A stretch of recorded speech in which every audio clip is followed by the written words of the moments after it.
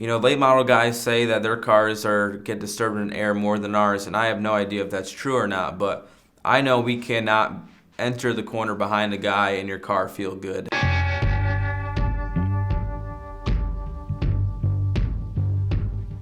I think when you start racing these sprint cars, people just don't come out and explain that stuff to you. So I had to learn that the hard way, and it took me a long time to kind of figure out that air thing. And I still probably don't have it completely figured out.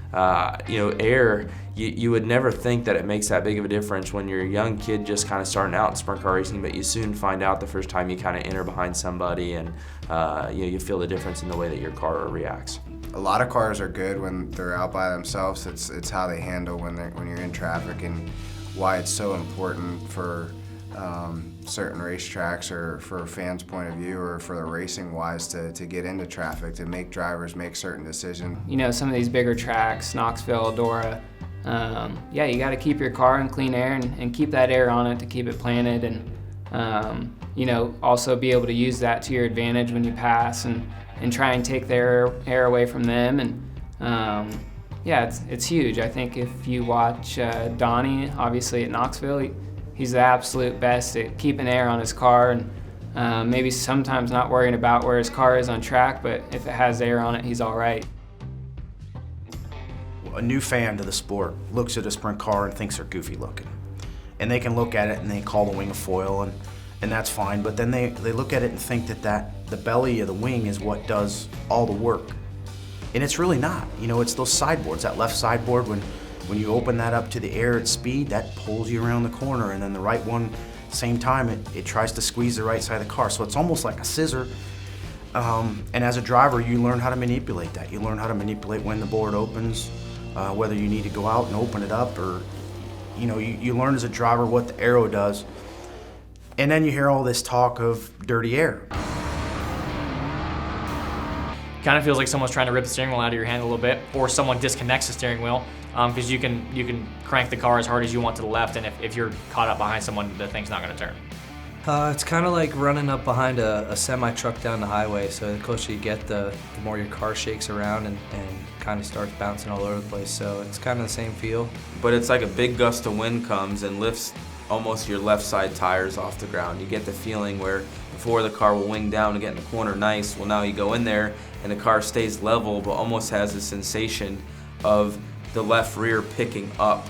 You can get behind a car on a long straightaway like Williamsgrove, and it feels like the car is picking itself up off the ground. You're losing the downforce off your front wing as well as your top wing. And you'll see cars go down the backstretch and over 100 miles an hour and pick the front wheels off the ground halfway down the straightaway. Yeah, the best way I can explain the sensation when that dirty air kind of happens is probably, when you enter the corner, a wing sprint car, comfortable feels left, right? Because we make left turns. So when you go down into the corner, the best way to explain it is if you're making a left turn, if you think about it in a road car and your car leans to the left, you're gonna feel much more comfortable to make that turn more aggressively, right? But when you go into the corner with no air, or dirty air, as we like to call it, your car actually kind of leans to the right and sort of makes the transition of, imagine being in a road car sitting on the right side of the car, making a left-hand turn and your car's leaning this way. That wouldn't feel very comfortable. You'd feel like you're gonna flip over. Well, that's the same sensation that we feel when that happens to our car. So it just is a bit of an uncomfortable feeling. Dirty air also is something you kind of have to anticipate before it happens.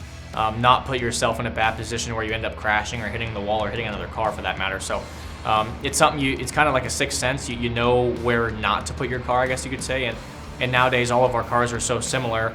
You almost have to pick another lane to pass someone or catch them and try to do a slide job on them. So the biggest thing that it takes away is our nose wing. Our nose wing does a lot of the work to keep our wheels, our front wheels pressured into the ground to keep our race car turning. So when you lose the air on your nose wing, your car wants to not turn very well or go to the right, which isn't a good feeling and typically doesn't make very much speed. I always look for the things that where you can get an advantage. So if someone complains of dirty air and you get it, if you're going to pass someone, you got to be able to figure that out, and you're not going to pass someone being able to not, you got to move around. So if you can move around a little bit, and I feel like my race cars have always had a little bit better being able to pick a corner when I want it to when you get in those spots in dirty air, which allows you to set yourself up for the next corner. Like I said, it comes back to if you get too dependent on relying on that air to make your car do what it needs to do, when you don't have it, now you're going to be twice as bad off. So to me, it's fun. I look for those moments. I look for those spots where you can find something, because the window gets smaller all the time on the things that you can do.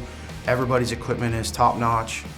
Everybody has the best of the best, so you got to keep finding these windows of opportunity that are so small, and that's really one of them still to this day. And you probably don't see it on short tracks, but you see it a lot on the bigger tracks.